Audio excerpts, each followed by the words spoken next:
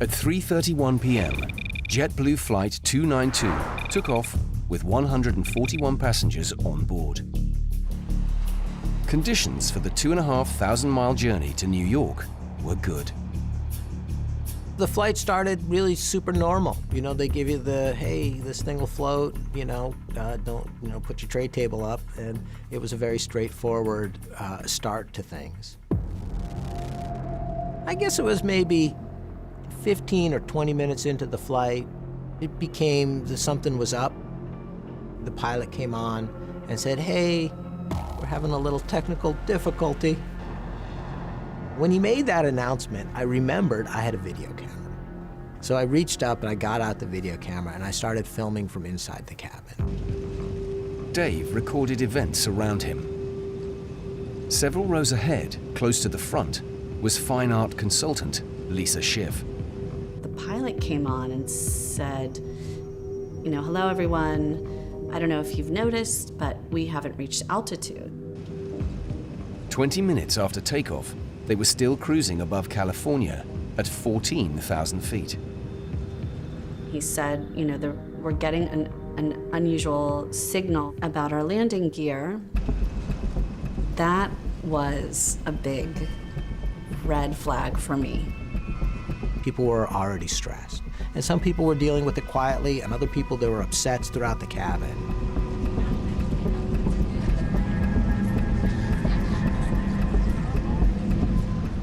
At 4:20 p.m., they flew past the control tower at Long Beach Airport, hoping to get visual confirmation of the problem.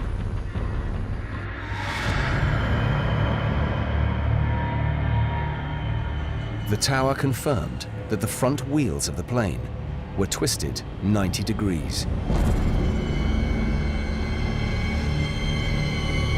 Like, you need the landing gear to not crash the plane. Like, that's an important part of the plane.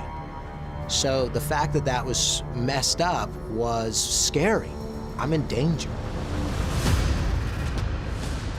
Things were about to get even more surreal for the passengers. The pilot and air traffic control had been informed that TV news crews had picked up on the story. Computers live, TV feed from Channel 4 in Long Beach.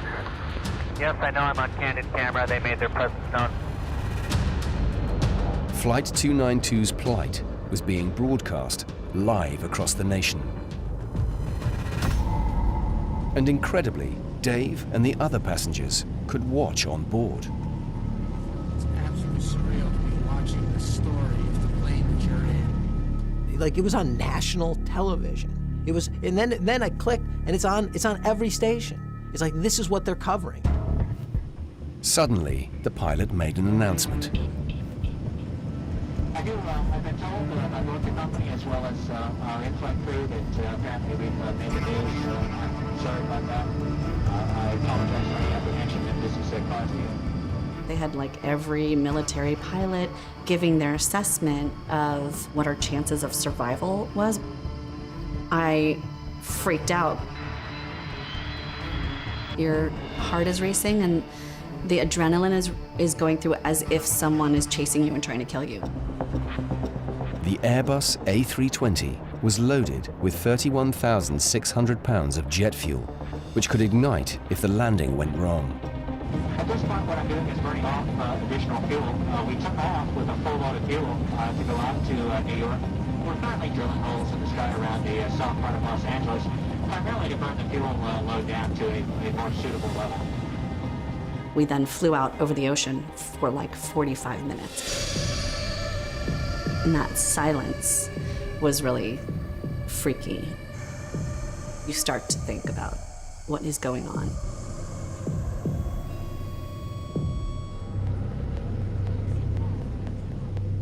Picture of the people holding hands, it's a moving moment. To see people that intensely connected in a high-pressure situation. Flight 292 had been circling for nearly 3 hours. They hadn't found a way to fix the jammed wheels, but had burnt off enough fuel to try and land at Los Angeles International Airport. Air traffic control contacted the pilot. What do you think your ETA is now? We're down to bingo fuel now at this time, Scott. I see 10,000 showing up here. I think it's time for execution. Do you concur? Concur. The plane was about to come in for a white-knuckle emergency landing, but the passengers were the last to know. They turned the televisions off, and that was spooky. What happened? What changed? What are you not telling us? Hey Barb, it's me. I'm watching the plane on the TV. We're having landing gear problems. We're going to crash land or emergency land. Crash is a bad word in LAX. And they're telling us everything's going to be fine, and it is, but just thought I'd leave you a message just in case. It says I love you. Everything is going to be groovy.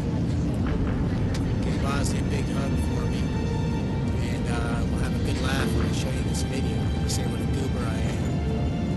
So, but if anything happens, you know, take care of everything. Everything's yours. I wanted her to know it was okay. That yes, we had a fight, but, you know, it's just a fight. We've been together for a long time. These things happen. The pilot contacted air traffic control for the final time. So let's make sure that we've got all of the preparations ready for the arrival into LAX. I'm sure you'll be a hero here. Well, that's not the point. I just want to make sure that everyone gets off this airplane okay.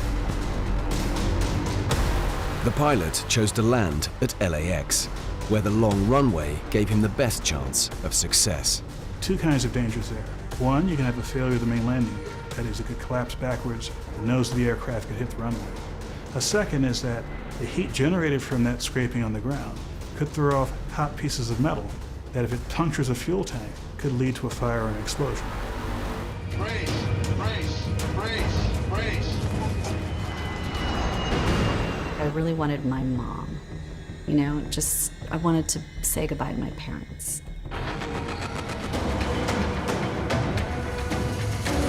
As we come in, when we first felt like we hit pretty hard. The pilot needed to keep the twisted nose gear off the ground for as long as possible.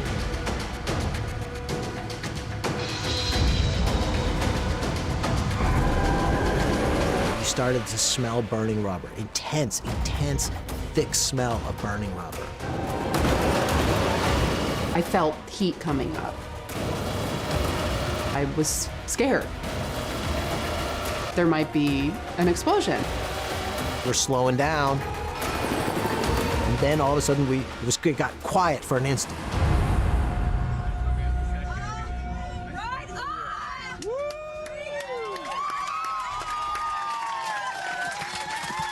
The pilot opened the door and he put his hand up like this. I remember hugging him on the way out.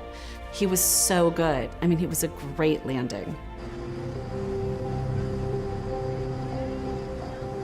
Oh, wait, that's me. Oh my God, that's me. I've never seen this before. Wow, we are so lucky.